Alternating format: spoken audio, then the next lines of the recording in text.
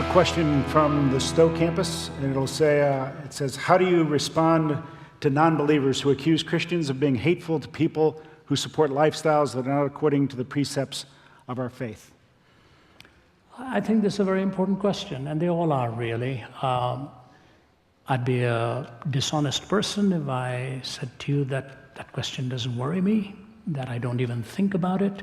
In fact, we as a team, our entire team, people like Nabil Qureshi, Michael Ramsden, Oz Guinness, Amy Ori Ewing, our entire speakers team have often sat around a table and said, you know, how do we deal with this very trying social issue of our time? And even though the word is not used here, the idea is, you know, the homosexual lifestyle and all that has come about in our time, how do we as Christians deal with it? So Joe, if you don't mind, I'd like to take an extended answer on this. You know, let me give you about 3 panels of an answer. The first panel is the logical problem. The second panel is what I call the theological problem. And the third panel is what I would call the relational problem, how you communicate it. So let me take, first of all, the sociological issue here. What is the problem now? We talk about tolerance. So when I was at one of the prestigious universities, somebody went to the microphone and asked this question. And I said to the person, I said, I will be glad to answer your question if you will first answer mine. What kind of a culture are we living in? You have to define it for me. I said, as far as I know, there are 3 cultures in relation to absolute.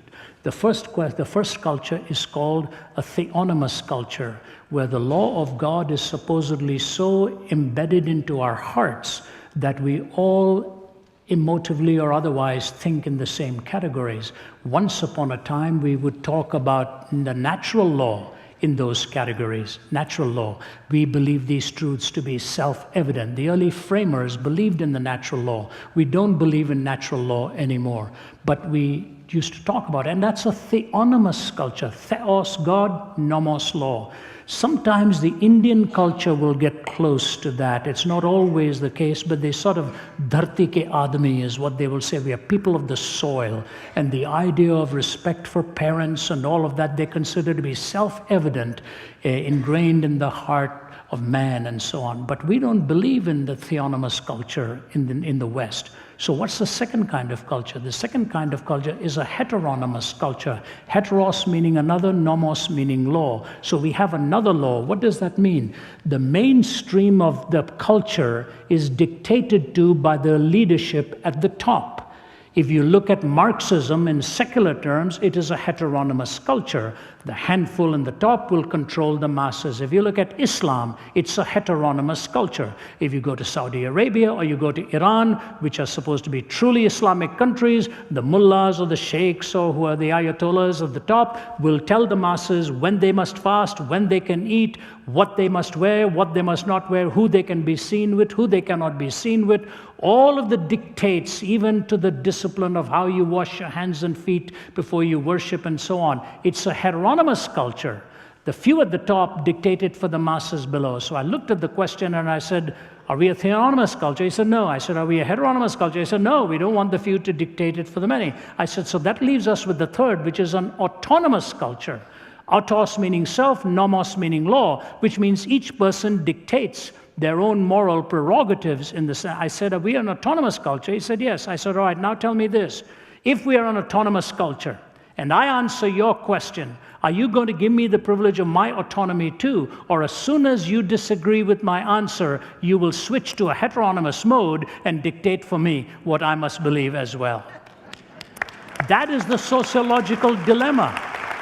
That is the sociological dilemma, because if A disagrees with B, it's not just that A is enforcing his or her principles upon B, but B wants to enforce his or her principles upon A. So there's a mutual autocracy being sought here, but it is never going to be consistent in a culture that is neither theonomous nor heteronymous. Autonomous cultures run into a conflict where everybody has their own autonomy. That's the sociological issue. You move beyond that, then to the theological issue. The theological issue is this way. Years ago, I was doing some open forums at Indiana University, and a press reporter I was there with Dallas Willard. We were both doing the defense of the Christian faith, and a press reporter came and said she was filming some religious actions on campus for their network and so on. Do you mind if we tape what you're going to talk about tonight? I said, no, that's all right. You're welcome. But then she startled me by saying, we'll only be there for about 5 minutes, and then we'll be packing up and leaving. I hope we won't disturb you. And I thought, well, this is what the news does with a talk, takes 5 minutes of it and then tells people that this is what was said, I thought, okay, I wasn't going to argue with her. I said, ma'am, you're welcome to leave. Just tell your crew to be very quiet, because once I get into the thick of it, I really don't like the distraction, and they'll be quiet, slipping out, I'll be okay. She stayed the whole time, stayed for the whole talk, stayed for the Q&A. And then she said, can I walk you back to where you're staying? I was staying on the campus. I said, right. And she was walking with me. It's quite dark at this time. And she says, I have a question for you. I said, is this on the record or is this an off-the-record question? She said, no, this is for me. I said, so you promise me this is just between you and me, you're not going to print these answers? She said, no. Okay. I said, all right, I just want to know.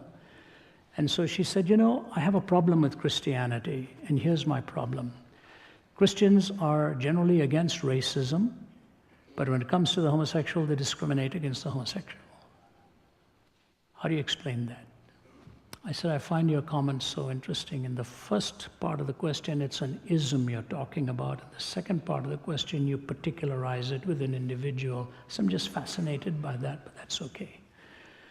I said, here's what I want to say to you. The reason we believe that discrimination ethnically is wrong is because the race and ethnicity of a person is sacred.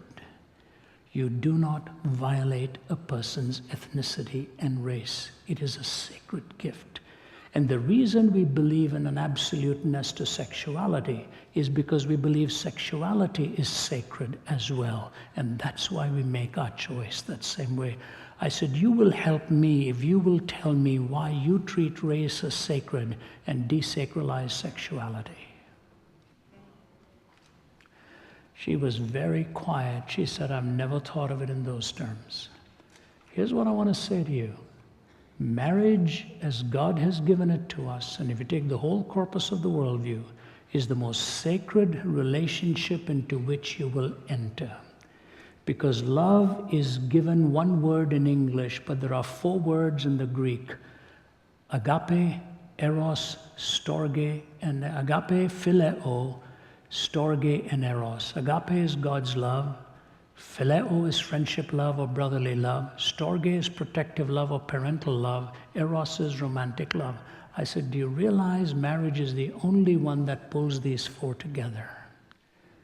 Agape, phileo, storge, and eros. I said, and if you take agape out of that, eros is gone for whatever you want to do.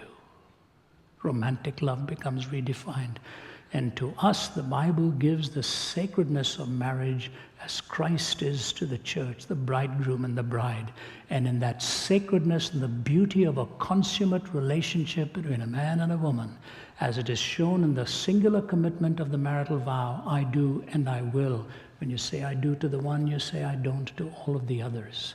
And you say I will to one, you're saying I won't to all of the others. So any departure from that beauty and sacredness of the 4 confluences of love is a biblical notion of what it really means to be married. And to just take one behavior and make it look like it's aberrant is not right. All departures from that are not acceptable in the sight of God. The theological position is a consummate relationship between a man and a woman in the procreative act and in the sacredness and paying each other the ultimate compliment of taking each other at their word. So theologically, this is the way we see it. Sociologically, we've been put into a conundrum. So we come then in relationally, how do we deal with it? And here's the hard part. But you know what? And my wife will tell you this, others will tell you this who know me. I accept people with a love and a genuineness, regardless of what their view is on anything, if it's different to mine. I have learned to love humanity.